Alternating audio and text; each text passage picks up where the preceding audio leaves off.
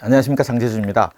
이번 시간에는 대학교 입학 전형에서 수시와 정시 이렇게 두 개가 있는데요. 그 중에 수시에 대해서 좀 얘기를 해보도록 하겠습니다. 그러니까 대학을 가는 방법이겠죠, 방법의 전형, 그러니까 방법, 입학 전형이니까 대학 가는, 쉽게 얘기하면 대학 가는 방법인데, 수시, 정시 두 가지의 방법이 있고요. 저 수시 안에도 아주 다양한 방법들이 있습니다. 정시는 비교적 간단하죠. 수능만 보고. 다만 약간 변화가 이제 좀 생기기 시작했습니다. 2023년도부터 변화가 좀 있고요. 24년 되면 더 많은 변화들이 좀 있어서 그것들을 좀 나눠서 설명을 좀 해드리도록 할게요. 오늘은 수시에 대해서 집중적으로 할 텐데, 일단 수시 정시를 좀 비교를 해보면 여기에 이렇게 되어 있습니다. 수시는 6장, 정시는 3장. 이건 뭘 의미하냐면 입학 원서를 낼 수 있는 개수, 그러니까 원서 개수라고 보면 돼요. 그러니까 총 6장, 즉 6개의 어떤 학과에, 같은 대학에 뭐 2개 넣는 것도 있고 그렇지 않은 것도 있으니까 6개에 넣을 수 있고, 정시는 각각 다른 대학교, 다른 과, 가군, 나군, 다군이 되어 있기 때문에 각 군마다 하나씩 선택해서 3개를 넣을 수가 있습니다. 물론 이제 수시에 좀 예외 조항이 좀 있습니다. 그러니까 이 6장 안에 포함되지 않는 학교 몇 개가 있는데요. 그건 좀 예외 조항이니까 나중에 알도록 하고요. 수시에서 가장 중요한 게 뭐냐? 내신이죠, 내신. 내신 성적, 고등학교 내신 성적. 1학년 1학기부터 3학년 1학기까지 들어가는 내신 성적이 절대적이라고 보시면 됩니다. 그 다음에 부가적으로 붙는 뭐 창의체험 활동이라든가 아니면 세부 특기 사항, 뭐 아니면 수상 실적 이런 것들이 부가적으로 붙기는 하는데, 내신 성적이 일단 좋은 상태에서 아주 우수한 학생들, 비슷한 학생들 중에서 그 안에서 이렇게 좀 이렇게 선별하는 그런 기준으로 나머지 용도는 사용되고 있다고 보셔야 할 것 같습니다. 그 다음에 수능 최저가 뭐냐면, 내신의 전형 중에서 물론 수능 최저를 보지 않는, 반영하지 않는 학교, 학과도 있습니다. 같은 대학 내에서도 어떤 데는, 어떤 전형에는 수능 최저를 반영을 하고요. 어떤 데는 수능 최저를 반영하지 않아요. 이 수능 최저라는 말은 뭐냐면, 수능에서 보는 과목들 중에서 흔히 얘기해서 뭐 국수, 영, 탐 뭐 이렇게 얘기를 합니다. 그 중에서 어떤 걸 지정을 해요. 국수, 탐, 보통 이렇게 하던 국수, 영, 탐 중에서 뭐 4개 과목 중에서 3과목을 선택해서, 잘 본 3과목을 선택해서 등급의 합이 뭐 7등급 이내여야 한다. 즉 2등급, 2등급, 3등급이면 되는데 2등급, 3등급, 3등급이면 안 된다라는 거죠. 잘 본 것 중에서 하나는 뭐 4등급 맞았다고 하고요. 이렇게 해서 평균을 낸 다음에, 탐구 과목 같은 경우는 2과목 보기 때문에 2개의 평균을 냅니다. 그 등급까지 합쳐서 그렇게 해서 일정 부분 이상이 되지 않으면, 내신이 아무리 좋아서 다 합격했다고 하더라도 저 수능 최저에서 딱 걸려서 불합격 처리가 되는 경우가 생각보다 굉장히 많습니다. 상위권 대학으로 갈수록 그 등급의 합이라는 게 기준이 까다로워지는 거죠. 그렇죠? 다시 수능 최저라는 마지막 그 걸림돌이 하나가 있는데, 같은 학교 내에서도 반영하는 것과 반영하지 않는 전형이 있긴 한데, 상위권 대학으로 갈수록 그 수능 최저를 반영하는 비율이 굉장히 높다, 이렇게 보시면 되고요. 정시에서는 주목해야 될 게, 뭐 다시 정시 시간에 말씀을 드리겠지만, 정시가 비중이 많이 확대되고 있다라고 보시면 되고요. N수생이라고 써놨는데, N수생이라는 건 뭐냐면 재수생 혹은 반수생이란 말도 요즘에 있어요. 대학교 1학년 1학기까지만 다니고 여름에 대학은 방학을 일찍 시작하니까 6월 달부터 시작해서 막 공부를 하는 겁니다. 5개월 동안. 근데 3년 공부해서 안 됐는데 5개월 동안 공부를 해서 된다는 건 뭐냐? 이미 대학을 합격하고 다니는 학생들이 있잖아요. 아주 높은 점수를 받았는데 1점 차이로, 혹은 자기가 아슬아슬해서 여기다 지원을 했는데 그래서 살짝 자기가 원하는 대학을 못 가서, 그런 경우에 공부하는 아주 극상위권 학생들이 있고요.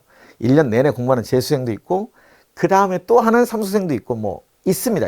그 학생들을 다 포함하는 학생들을 N수생이라고 하는데, 왜 저 정시에서 저는 개인적으로 중요하다고 봤냐면, 상위권, 특히 극상위권 학생들이 너무 많습니다. 그러니까 고3 초반에 막 재학생들끼리 막 경쟁해서 내가 학교에서 공부 좀 하는데 라고 딱 했는데, 시험을 딱 보면 저 N수생들이 딱 시험을 보는 9월부터 시작해서 갑자기 쭉 떨어지기 시작하는 거죠. 자기는 점수는 똑같이 맞았는데 똑같이 비슷한 걸 유지하고 있는데 자기 위로 막 켜켜이 쌓이니까 갑자기 성적이 떨어지는 일이 벌어지고 있다. 이건 뭐 변수라고 이게 중요한 하나의 요소라고 말씀을 드리는 거지 뭐 저희가 어떻게 할 수 있는 그런 부분은 아닌 거고요. 오늘은 일단 이 수시에 대해서 한번 차근차근 얘기해 보도록 하겠습니다. 자, 수시는 우리가 지금 2022년 수능 기준, 2022년 수능이라는 건 2021년 11월에 수능을 보는 거죠.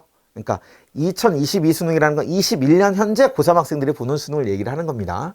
23년 수능이면 22년에 고3 학생들을 얘기를 하는 거겠죠. 자, 수시는 일단 좀 이렇게 전형 기간을 좀 볼게요. 원서 접수는 9월 달에 저렇게 날짜를 지정해놓고 5일 중에 한 3일 이상을 접수를 하는 거고요. 전형 기간은 9월 15일부터 12월 15일 해서 꽤 길죠. 3개월인데 이 중간에 뭐가 있냐면 수능 시험이 있습니다. 11월 18일 날. 그러니까 수능 시험 기준으로 보면 앞으로는 한 두 달, 뒤로는 한 달 정도 이런 게 있어요. 수시 전형을 하는데 전형이라는 건 대학에서 원서를 다 받아놓고 이제 저 안에 면접도 보고 서류 심사도 하고 뭐도 하고 막 즉 합격 불합격 여부를 따지는 그런 기간을 말씀을 드리는 거예요. 그래서 수능 전에 대학을 합격했다는 학생들이 있어요. 수시로. 그 다 수시로 합격한 겁니다. 수능 전 수시로.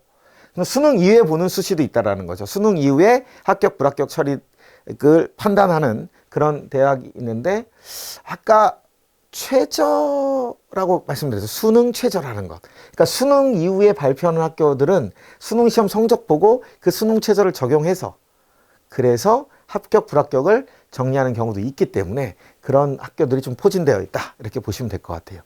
자, 수능 시험 보기 전에 다 이미 발표가 나는 학생들은 아주 축복받은 학생들이겠죠. 그래서 막 친구들 막 수능 시험 공부하고 있는데 자기는 막 놀러 다니고 뭐 이런 학생들 많이 있습니다.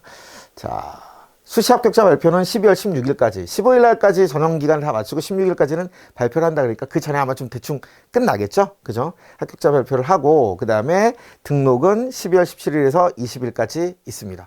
근데 아까 제가 말씀드린 수능 전에 이미 합격했다라고 하는 학생들은 이미 그 수능 최저라는 것을 적용받지 않고 어느 정도 이게 되어 있다라는 거죠. 그러니까 늦어도 12월 16일까지 발표한다라는 거예요. 이날 한꺼번에 발표하는 게 아니라 늦어도 저 때까지는 발표한다라고 보고 빨리 이제 등록을 하게 되죠. 자, 여기서 주의해야 될 건 뭐냐면 수시에 총 6장의 원서를 쓰는데 6군데 중에서 행복하게 한 군데 이상의 합격을 했잖아요. 6개 다 합격하면 너무 좋겠죠. 그러면 자기가 골라서 가면 됩니다. 골라서 한 군데를 딱 픽해서 자기가 등록을 하면 돼요. 만약에 한 군데가 딱 붙었어요. 근데 이게 내 맨 마지막 그냥 한번 써봤는데 붙었어요. 근데 갑자기 마음이 바뀌어서 가기가 싫어. 그럼 어떻게 해야 되느냐? 재수를 해야 됩니다. 아시겠죠? 수시에 단 하나라도 합격을 하면 절대 정시 원서를 쓸 수가 없어요. 그러니까 신중을 해서 써야 됩니다. 아직 먼 얘기니까 고3 때 그때 쓸 때 어쨌든 다 알려주실 거예요. 그건 다 알려주시는데 그렇다라고만 말씀드리겠습니다. 자, 수시에는 크게 3가지 전형이 있다고 보시면 돼요. 학생부 교과, 학생부 종합, 그 다음에 논술 이렇게 3가지가 있는데 학생부 교과는 말 그대로 내신 성적이 거의 대부분인 겁니다. 즉 교과 성적만 100% 반영하는 데도 있고 저 교과 성적에 약간의 플러스 알파를 반영하는 데도 있고요. 약간의 그 다음에 학생부 종합은 학생부 교과보다는 비율이 좀 내신 성적 반영 비율이 약간 좀 덜한 거죠. 그게 뭐냐면 나머지 반영 비율이 조금 더 커진다고 보는 건데 역시 학생부 종합에도 내신 성적은 중요합니다. 다만 보는 각도가 조금 더 다양해요. 다양한 게 있어서 요것도 있습니다. 하나씩 다 따로 설명을 해드릴 테니까 논술은 논술 시험 뭐 수리 논술 혹은 뭐 인문 논술이 되기도 하고요. 그 다음에 뭐 계열에 따라서 원하는 거에 따라서 탐구 과목에 대한 걸 보기도 하고요. 다양한 게 있습니다. 다만 논술에도 보는 학교들 중에서 한 3분의 2 정도는 수능 최저를 반영을 하고요. 한 3분의 1 정도는 반영을 하지 않습니다. 그리고 어떤 학교에서는 교과를 반영하는 데도 있어요. 아주 작은 비율이라고 하더라도 그런 데가 있습니다. 그렇게 3가지인데 오늘은 학생부 교과, 학생부 종합, 논술 이 3가지에 대해서 차례차례 한번 얘기를 해보도록 하겠습니다. 이 얘기를 잘 들으셔야 되는 게 이게 근데 이것만 들으면 나는 아직 우리 애 중학교 1학년인데 이거 지금 왜 이거 굳이 알아야 되나? 라고 하실 수도 있는데요. 지금부터 이런 것들을 좀 알아두셔야 돼요. 그래야지 나중에 제가 뒤에 몇 해 지나고 나면 고등학교 어디를 가는 게 좋은가 이런 거 막 얘기할 거거든요. 그때 이거 안 듣고 나면 그때 왜 이걸 들으라는 거야? 왜 이게 기준이라는 거야? 라는 중요한 요인들이 나오기 시작해요. 다시 수시에 대학을 가는 데는 수시와 정시가 있는데 수시 전형 아주 중요한 하나의 그 카테고리 안에 학생부 교과, 학생부 종합, 논술 특히 이런 것들이 있는데 그럼 그 안에 있는데 저것들이 왜 그럼 내가 갈 수 있는 방법이 있는데 그걸 위해서 고등학교를 어떻게 해야 되는가? 그 다음에 선택 과목은 어떤 걸 해야 되는가? 수학은 어느 정도 선행을 해야 되는 이런 게 다 연결이 되어 있습니다. 자, 하나씩 볼게요. 잘 하셔야 돼요. 아직 나 멀었으니까 몰라 안 들을래 이러지 마시고 어쨌든 들으십시오. 들으셔갖고 반드시 익혀두셨으면 좋겠습니다.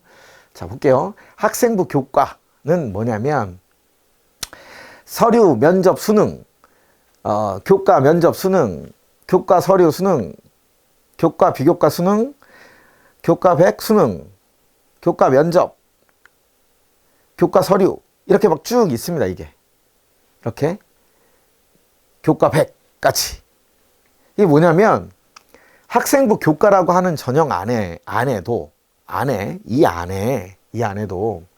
이렇게 다양한 방식이 있다는 거예요. 대학마다 다 달라요. 그럼 여기서 얘기하는 서울대 직윤 가톨릭대학교 대학 학교장 추천, 가톨릭대 학교장 추천, 고등학교 교장 선생님이 추천해 주는 거거든요. 서울대 직윤도 마찬가지예요. 학교에서 하는 건데 지역 균형 선발이라고 하는 거죠. 이런 곳, 그 다음에 맨 밑에 보면 한양대 직윤, 인하대 지역 추천 인재 등 많이 있습니다. 여기 다 쓸 수가 없어서 제가 다 안 쓴 거고요. 교과 100을 반영하는 데가 있고 서류, 면접, 수능을 다 하는 데가 있어요. 학생부 교과 내에서도 같은 전형이라고 불리지만 그냥 묶어내는 너무 그러니까 다 다른 거예요. 대학마다 다르고 그 대학에 속한 과마다 다르고 그 과 안에서도 뽑는 게 다를 수가 있는 겁니다. 근데 그 중에 자, 위로 올라가면 어떤 거냐면, 물론 이제 서울대 써놔서 그럴 수도 있지만, 이럴 때 3개 막 이렇게 보고, 이건 하나만 본대요. 이런, 뭐겠죠? 일단 많이 보면 어떻게 할까요? 부담이 세지겠죠. 준비해야 될 게 많으니까. 즉, 성적도 좋아야 되고요. 그 성적 안에서 연계 과목들이라는 게 있어요. 서울대 같은 경우는. 우리 이과를 들으려면 어떤 걸 들으면 좋다. 이과를 오기 위해서는 어떤 걸 들으면 좋다. 고등학교 때 어떤 과목을 들으면 좋다. 이런 것들 다 있거든. 그걸 충실히 했는가? 그걸 얼마만큼 잘 배웠는가? 라는 걸 따져요. 그리고 갔더니 과에서 면접을 합니다. 심층 면접을 막 해요. 다중 면접도 하고 막 모여서 토론도 하고 교수님이랑 이렇게 면접하는 데도 있고 뭐 여러 가지 방법을 통해서 면접을 한단 말이에요. 그리고 수능 최저가 또 걸려 있어요. 아니 학생부 교과를 뽑는다고 해서 수능 최저 딱 걸리면 그래서 교과 통과했는데 수능 최저에 떨어지는 학생들이 있습니다. 어떤 학교에서 3년 내내 전교 1등을 했는데 그냥 아예 비교 상대가 없는 정도로 딱 됐는데도 수능 최저를 못 맞춰서 서울대 못 가는 경우가 있습니다. 수시에서요. 그런 학생들이 생각보다 많이 나와요. 생각보다. 그러니까 까다롭죠. 그죠? 내신도 좋아야 되고 교과 이수도 다 전략대로 다 해야 되고 그러니까 내가 가고자 하는 과가 있으면 그거에 맞는 과목을 들어야 되는데 그러면 내가 가고자 하는 고등학교는 그게 열려 있는가? 그런 어떤 활동들에 대해서 다 보장되어 있는가? 이런 것들 다 따져봐야 되는 거거든요. 다 연관되어 있다는 거예요. 그래서 면접도 잘 봐야 되고 수능까지 잘 봐야 된다. 교과, 면접, 수능 쭉 있습니다. 교과, 서류, 수능, 교과, 비교과, 수능. 비교과라는 건 이제 아까 저 서류 안에 이제 포함되어 있는 것들과 비슷한 건데 여러 가지 활동들이라든가 수상 실적 뭐 이런 내용들이 좀 있습니다. 그 다음에 교과 100% 반응하고 수능 최저만 보겠다라는 거죠. 여기는 뭐냐? 교과 100. 교과 100인데 수능 필요 없다. 그냥 오로지 내신 성적만 갖고 뽑겠다. 아까 말씀드렸던 3년 내내 전교 1등 했는데 수능 과목이 아무래도 전국 단위의 시험은 좀 약해서 좀 안 맞을 것 같다. 그러면 저기 넣으면 되겠죠. 그죠? 여기도 뭐 좋은 대학들이 있으니까. 그다음에 여기도 보면 이 수능을 제외한 이 세 가지 경우에는 수능 최저를 반영하지 않는 겁니다. 여기서 잘 보시면 예를 들어서 연세대 추천형 이렇게 있잖아요. 그러면 연세대학교 학생부 교과는 연세대 추천형만 있느냐? 그렇지 않습니다. 이렇게 다양한 것들이 있어요. 어쨌든 근데 연세대 학생부 교과를 대표적으로 얘기하는 게 연세대 추천형이라고 하는 거고, 연세대학교 수시에는 연세대 추천형 말고도 다른 것도 있습니다. 그 중에 여기 반영하는 것을 연세대 추천형이라고 한다라는 거죠. 그러니까 연세대 수시는 무조건 교과하고 면접만 보나 아닙니다. 절대 그런 게 아니에요. 자, 제가 이제 여기 있는 이 쭉 내용들 중에서 이게 대표적으로 한 개 정도씩만 어떤 식으로 하는지 한번 설명을 해드릴게요. 일단 다시 얘기하면 보는 게 많을수록 부담은 커진다. 부담이 커진다는 게 뭐죠? 많은 시간을 투자해야 되고 그만큼 더 어려운 경쟁 속에 있어야 된다는 거죠. 더 많은 뛰어난 실력이 있어야 된다. 이거겠죠. 다 자라나는 올라운드 플레이어를 좀 원하는 거니까. 자, 볼게요. 첫 번째, 아까 얘기했던 제일 처음에 나왔던 서울대 지역 균형 선발 같은 경우는 서류를 70% 반영을 하고요. 면접을 30% 반영을 합니다. 그러니까 총점 100점 만점 기준에서 서류, 학생의 교과, 내신 교과를 비롯한 이거에서 70% 반영을 하고 그 다음에 면접 30% 반영을 해서 이 안에서 뽑는다라는 거예요.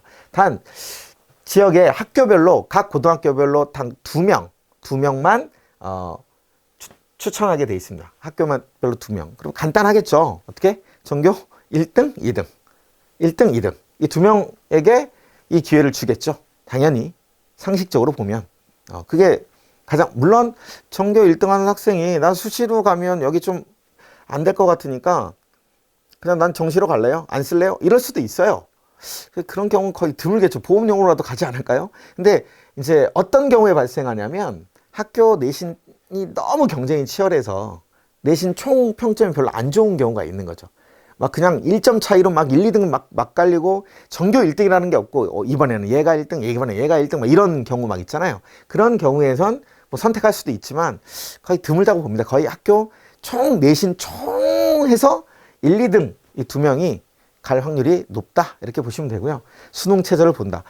기준이 뭐 좀 완화가 약간 됐는데 뭐 코로나 영향도 있다고 뭐 이렇게 하면서 올해 같은 경우도 완화가 돼서 뭐 3과목, 그러니까 4개 중에 3개의 등급 합이 7등급 이내 뭐 이렇게 좀 완화를 시켰습니다. 예전에 더 까다롭고요. 다시 원래대로 돌릴지 쉽지 않을 것 같아요. 왜냐하면 문이과 통합되면서 이렇게 되면 인문계열 지망하는 학생들이 그 수능 체제를 거의 못 맞출 것 같거든요. 지금 분위기가 수학에서 완전히 확 밀리기 때문에 그럴 가능성이 좀 높아 보입니다. 그래서 아마 약간의 좀 더, 그러니까 지금처럼 약간의 완화를 좀 시키지 않을까. 예전엔 더 뭐 5 이내 막 이렇게 했었거든요. 근데 그거보다는 좀 완화시키지 않을까. 그래서 7 정도까지는 계속 유지하지 않을까. 조심스럽게 예측을 좀 해봅니다. 다음, 아까 이제 서류, 교과하고 서류 면접 이걸 다 하는 또 두 번째였는데 가천대 직윤 중에서 지역균형에서 의대, 한의대, 약대 이렇게 있는데 1단계는 교과 100으로 했고 애들 다 뽑아요. 그러니까 내신 성적 좋은 애들만 다 뽑아놓고 몇 배수를 뽑겠죠. 당연히 몇 배수를 딱 뽑아놓고 그 다음에 2단계에서는 교과 50% 반영하고 면접을 50%를 한대요. 그러니까 여기서는 70, 30이었는데 이제 50, 50 반영해서 두 번째 다시 한번 걸러내는 거의 다 해놓고 수능 최저 통과한 애들만 뽑겠다 이거죠. 물론 그렇게 다 뽑아놨는데 수능 최저 통과 못하면 그 학생들은 다 정시로 인원수가 그만큼 이렇게 넘어가는 겁니다. 그냥 탈락이 돼버리는 그런 케이스라고 보시면 돼요. 그래서 그렇게 나옵니다. 고려대학교 추천 전형 보면 교과 80, 서류 20 이렇게 하는 거죠. 약간의 비율의 차이예요. 그리고 이 아까 있었던 고려대학교 같은 추천 전형에 전부 다 이런 비율이냐? 아니요. 그 학교 내에서도 비율이 다 다릅니다. 이건. 근데 이제 특이한 게 아까 서울대 같은 경우는 학교별로 2명 추천받는다고 했잖아요. 고려대는 고3 인원의 4%. 자, 지난 시간 성적표 얘기할 때 그 등급 얘기하면서 1등급 기준이 어디라고 그랬죠? 그렇죠. 4%라고 그랬죠. 자, 딱 그겁니다. 그 4%. 그러니까 흔히 얘기해서 1등급 맞는 학생들의 기준. 다만 이제 내신 성적이라는 거는 한 과목만 갖고 하는 게 아니라 전체적인 걸 다 해서 점수를 내기 때문에 그냥 쉽게 생각하면 전교 상위 4%라고 보시면 돼요. 전교 상위 4%. 100명이면 4등까지, 200명이면 8등까지, 300명이면 12등까지 이렇게 돼 있겠죠. 보통 요즘에 한 200에서 300명 사이인데 250명이라고 하면 10등, 전교 10등 이내에 들면 고려대학교 이 추천 전형에 써볼 수 있다라는 겁니다. 욕을 하는 사람들도 있죠. 막 이렇게 많이 뽑는 거에 대해서. 일단 많이 받아놓고 보자라는 거 아닌가라는 것도 있는데 뭐 그건 별도의 문제니까. 어쨌든 요 4%. 근데 여기가 기가 막히게 여기서 많이 움직입니다. 다음 뭐 마실 거예요? 서강대 고교장 추천. 똑같은 거예요. 다 학교장 추천하는 겁니다. 학교에서 학교장님이 추천하는 거죠. 비율이 조금씩 다르죠. 고3 10명이래요. 비율 거의 같다고 보면 돼요. 거의 4%, 상위 4%라고 보시면 됩니다. 이거 250명 기준으로 4%가 딱 10명이니까 이렇게 보시면 됩니다. 수능 최저 역시 적용이 된다라고 보는 거죠. 거의 계속 반복이죠. 비율만 조금씩 다를 뿐이지 특별한 게 없어요. 교과 100 본대요. 그런데 이제 공통 80 진로 전문 20이라는 건 고등학교 선택 과목 얘기할 때 할 텐데 국어, 수학, 영어 뭐 이런 과목들이 있죠. 공통으로 배우는 것들이 있고 거기에 뭐 탐구 과목도 공통으로 배우는 게 있습니다. 그리고 진로 전문이라고 해서 그에 따라서 선택이 좀 달라지는 게 있어요. 뭐 과학 탐구에서 투 과목이라든가 뭐 사회 탐구에서 뭐 여행 지리 뭐 이런 과목들 이런 게 좀 있습니다. 그에 대해서 얘기를 하는 거고요. 여기도 그렇죠. 똑같죠? 고3 인원의 4%. 그냥 거의 모든 사람들의 비슷한 거죠. 원하는 수준이 어느 정도다라고 대학에서 비슷한 거고, 다만 이제 그 표현만 좀 달리 했던 거고요. 역시 수능 최저가 있고요.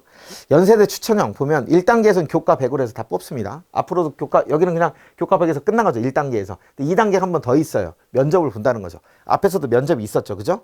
여기는 특이하게 5%를 해놨습니다. 5%.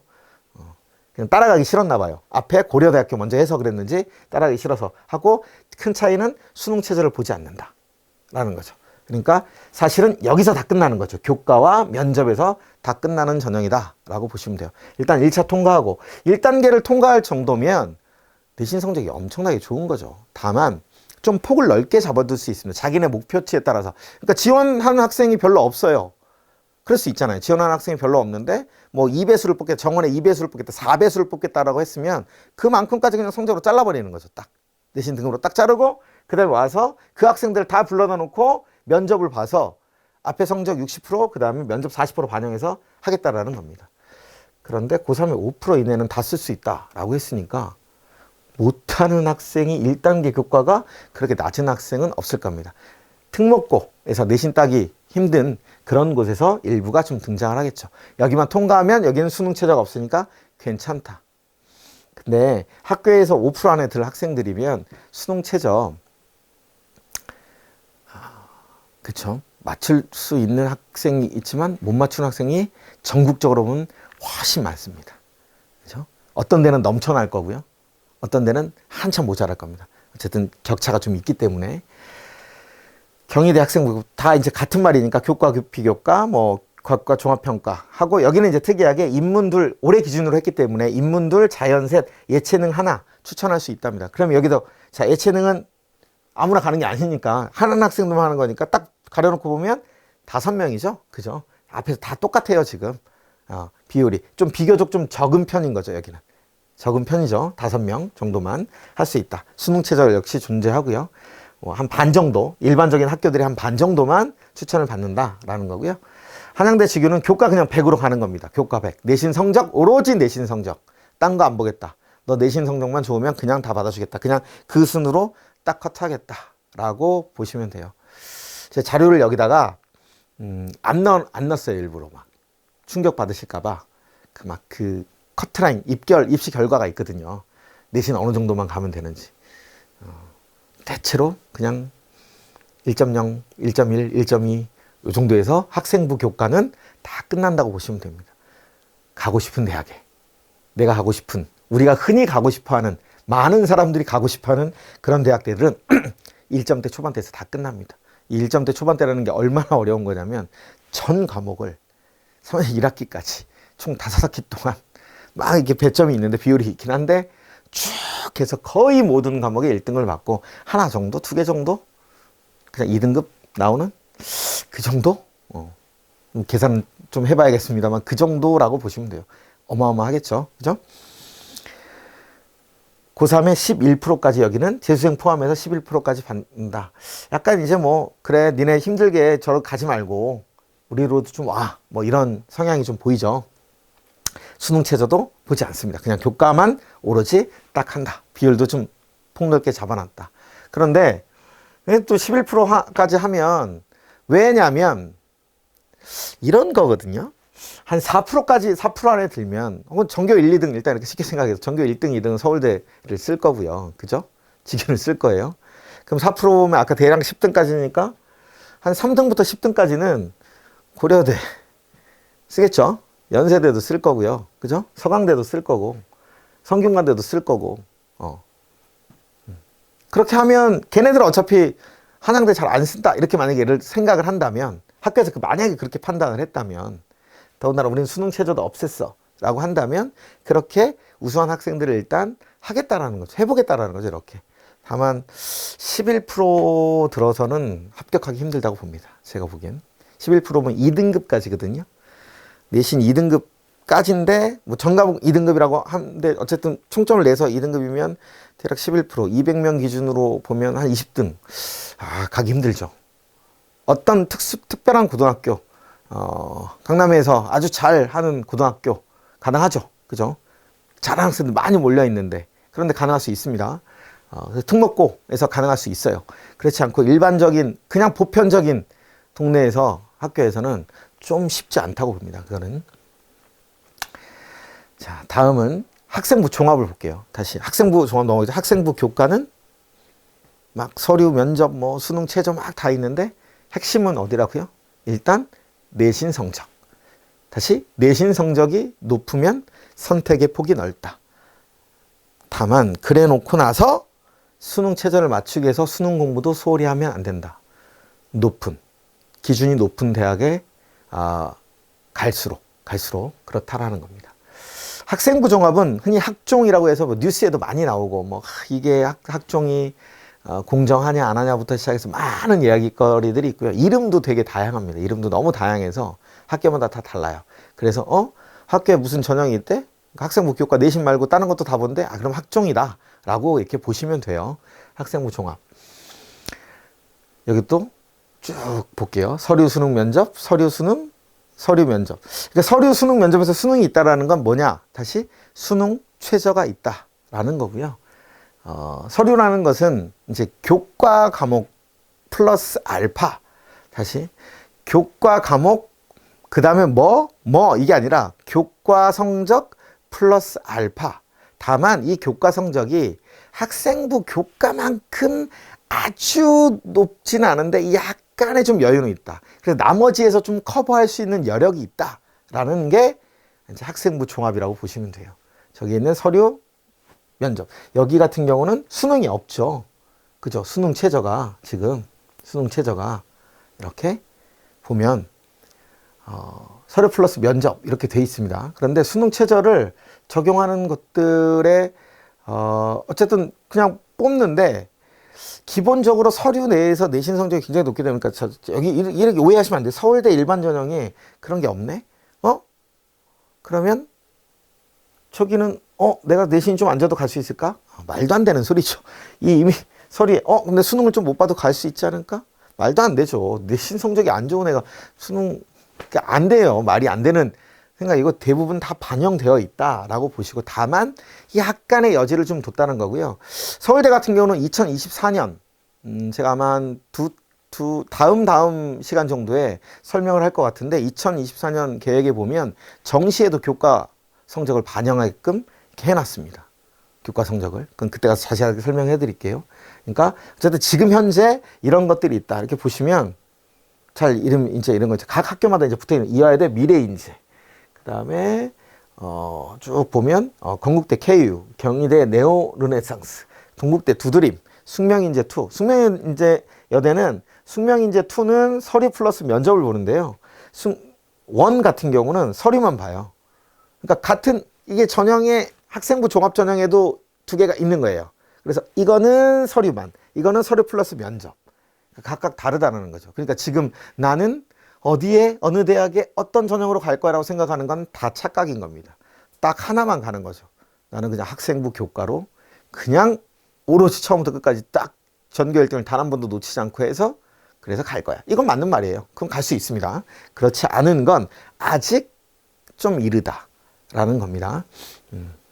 성적이 나와봐야 알죠. 그리고 학생부 종합 이 전형 자체에도 어쨌든 서류 뭐 이렇게 있지만 저 서류만 그러니까 무슨 서류가 종이 쪽 하나 뭐 이런 것 같은데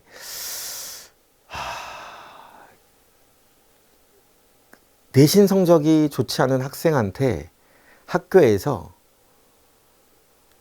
자세한 세부 특기 사항이라고 하는데 이 학생이 수업 시간에 얼마나 열심히 했고 어떤 성과를 이뤘으면 이런 걸 써줄까요? 반대로 얘기하면 학교 교과 성적이 안 좋은 학생이 수업을 열심히 들었을까요? 교내 무슨 뭐 경시대회라든가 뭘 할 때 그 성적이 높게 나올까요? 안 맞는 말이잖아요. 그죠? 그러니까 다양한 폭을 넓혀놓고 그 다음에 여러 군데서 곳곳에서 우수한 인재를 뽑겠다라는 내용은 맞으나 기본적으로 교과 성적이 좋지 않은 경우에 그런 결과가 나오는 경우는 별로 없다라는 겁니다. 더군다나 학생부 기록을 간소화하기 시작했어요. 학생부에 써내는 이 서류라고 하는 여러 가지 그 자료들을 간소화하기, 제가 좀 내용이 방대해서 여기다 표시할 수는 없고 잠깐만 보면서 좀 설명을 드리면 뭐 이렇게 인적사항 뭐 개편되고 통합되고 뭐 이런 건 다 두고요. 예전과 좀 다르게 이제 수상 경력, 예, 2020년도부터 연초에 사전 등록된 교내 대회, 그러니까 미리 등록된 교내 대회 수상만 기록하게끔 돼 있다. 예전에 어떤 학교에서는 수상 1년에 대회가 막 60개씩 열려요. 그럼 전교 1등 하는 애는 60개 대회에서 한 40개를 받는 거야. 그리고 다 써요, 40개. 그게 대단한 것 같이. 막 부풀리는 거죠. 그런 걸 방지하기 위해서. 그리고 개수도 다 제한합니다, 일부러. 다 이렇게 일부 두고요. 참가 사실을 활동 등의 형태로 우회 기록 금지시킨다. 그러니까 그냥 수업에 그 대회 뭐 아니면 활동에 했는데 거기서 뭔가 활동했다. 그러니까 어떤 대회 참가한 거를 막 뭔가 거기서 대단한 활동을 한 것처럼 이런 것들 다 못하게 시켰고요. 대입 제공 수상 경력 개수 학기당 1개, 총 6개까지 제한을 뒀습니다. 2022년도부터. 그리고 참가 대상이라든가 뭐 이런 것들 다 그냥 근데 이것도 2024년부터 이런 것도 다 반영하지 않는답니다. 중요한 건 이제 반영 안 해요. 그리고 그 전에 있던 뭐 자격증 취득 상황 이런 거 다 반영 안 하고요. 진로 희망 사항도 2020년 반응 이미 안 하기 시작했고요. 그 다음에 창의적 체험 활동 상황, 보통 창체라고 보통 얘기를 많이 하는데 여기에는 소논문, 뭐 기재 금지, 자율 동아리 학년당 1개, 동아리명, 동아리 소개만 기재, 동아리명하고 동아리 뭐 하는 동아리다 이것만 해야지. 여기서 내가 뭐 동아리 회장을 했고 뭐 했고 이거 다 빼버렸다는 거예요. 자율 동아리는 그리고 2024년도부터 자율 동아리는 미반영한다는 겁니다. 그러니까 학교에서 공식적으로 인정되고 선생님이 참여해서 뭐 하지 않는, 그러니까 학생들끼리 뭔가 만들어서 하는 이런 거 다 반영하지 않겠다라는 거거든요. 그리고 청소년 단체 활동도 이제 22년부터는 단체명만 기재하다가 24년이 되면 수능이 되면 우리 애들이 볼 때가 되면 이것도 기재하지 않는다라는 거예요. 특기사항 미기재 다 빼버리고 있어요. 지금 학생부 간소화를 시킨다고 해서. 왜?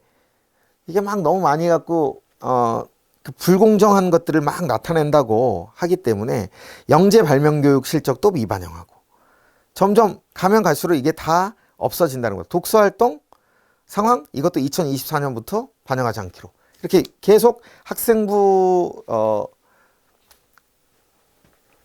에 대한 내용을 간소화시킨다. 왜냐면 불공정하거든요. 그리고 학교명 이런 거 다 블라인드로 한다고 했는데 입학사정관이라고 하시죠, 보통. 그러니까 그 각 대학에서 수시할 때 학생들 평가하시는 이런 분들이 전문가들이시거든요.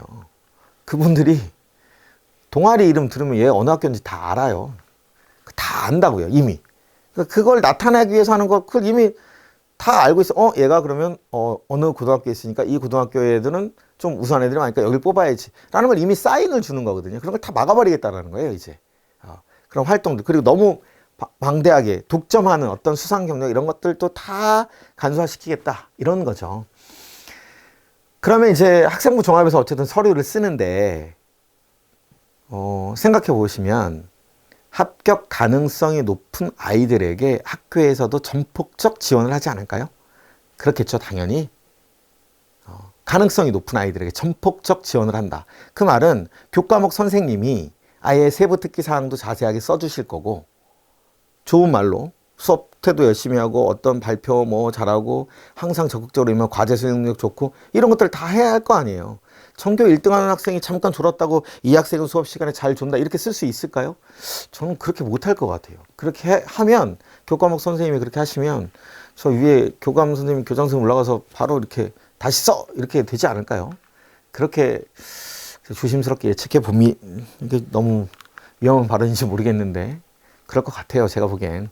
그러니까 성적이 좋은 학생들이 다시 반대겠죠, 반대. 수업을 열심히 들어요. 발표도 잘하고 숙제도 잘하고 이런 학생이 성적이 좋겠죠, 당연히. 그죠? 교내 대회를 나가도 잘할 거예요.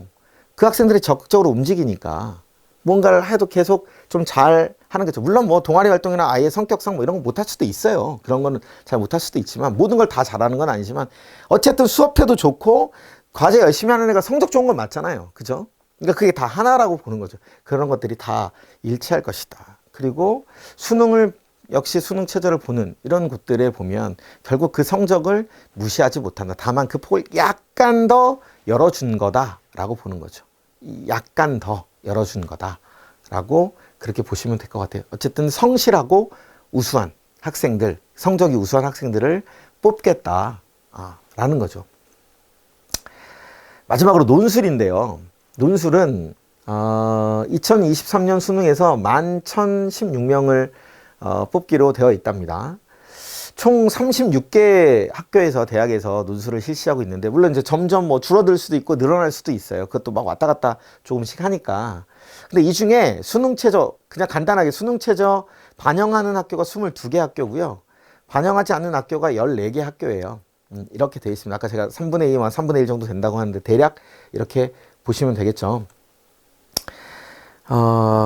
다른 내용을 제가 많이 안 쓰고 뭐 여기 이제 뭐 논술 100% 반영하는 데가 있고 논술하고 교과 반영하는 데도 있고 뭐 있다 이렇게만 그냥 써놨는데 이게 이건 제 개인적인 어쨌든 충분 의견입니다만은 논술은 이런 것 같아요. 공부를 막 열심히 했는데 어떤 이런저런 이유로 인해서 내신 성적이 좋지 않고 수능을 보려고 해도 수능 성적도 그다지 내가 원하는 만큼 잘 나오지 않을 것 같아요. 그건 언제 알 수 있을까요, 그러면? 내신 성적은 뭐 1학년 1학기 마치고 아니요 2학기도 있고 물론 그게 거의 유지되긴 합니다만은 그래도 약간의 반전의 그 모멘텀 분명히 있거든요, 한 번쯤은. 그런데 이제 수능까지 못 볼지는 잘 모르는 거잖아요. 그런데 그때 언제쯤 알 수 있느냐? 3학년 1학기 6월 모의평가를 보면 교육과정평가원에서 실시하는 6월 모의평가를 보고 나면 대략 윤곽이 나옵니다. 그때까지 딱 됐는데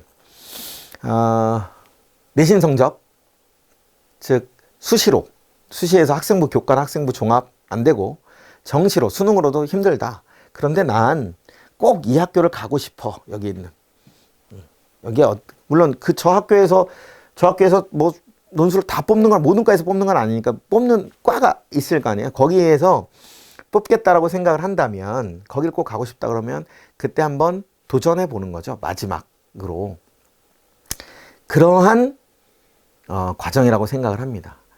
논술 시험은 우리가 중학교 때 보는 혹은 고등학교 때 보는 서술형 그러니까 수학 문제, 서술형 문제 이거랑은 차원이 달라요.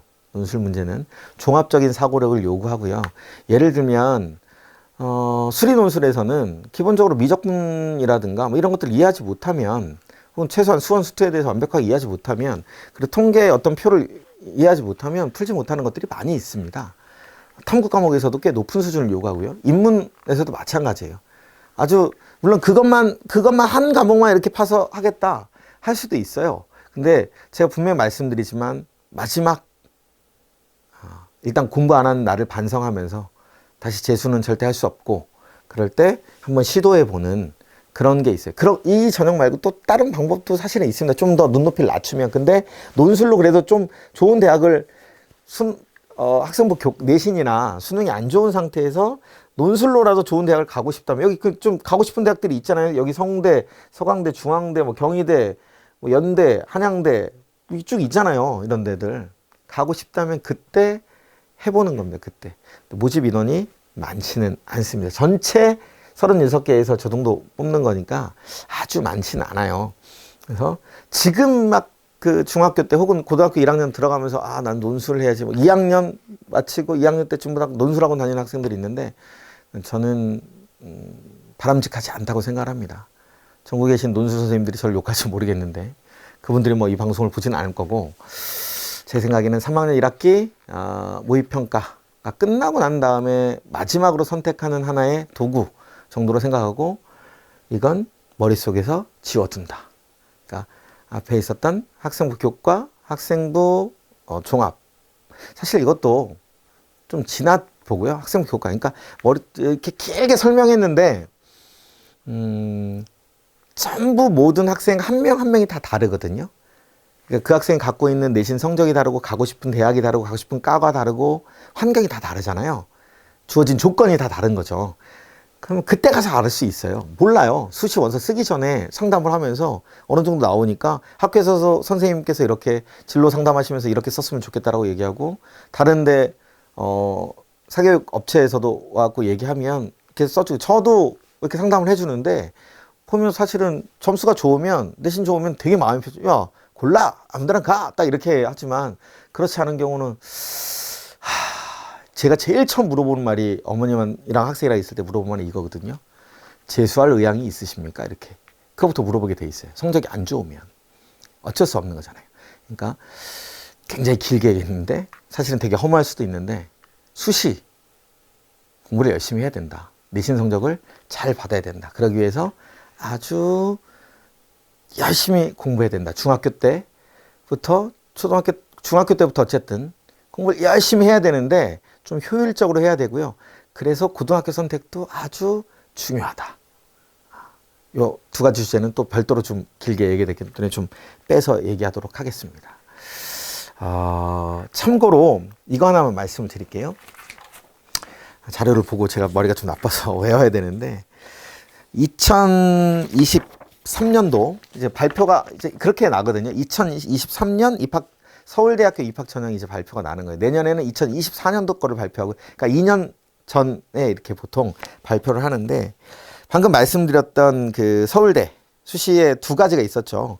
지역 균형 전형. 그래서 그 학생부 교과라고 보는 거하고, 서울대 일반 전형이 있었습니다. 서울대 일반 전형은 학생부 종합이라는 게 있어요. 이 기준으로 보면 전체 정원 외 전형 말고요. 전체 서울대학교에서 3,282명을 뽑습니다. 수시 정시 포함해서. 그 중에 수시에서 지역 균형으로 뽑는 건 565명이에요. 그 다음에 일반 전형으로 뽑는 건 1,408명 이렇게 돼 있습니다. 모든 과를 다 합쳐서. 그래서 그런데 지역 균형 전형으로 그냥 안 뽑는 데도 있어요. 과에서. 지역균형 전형을 아예 안 뽑는 그런 과도 몇 개가 있습니다. 좀 있고요.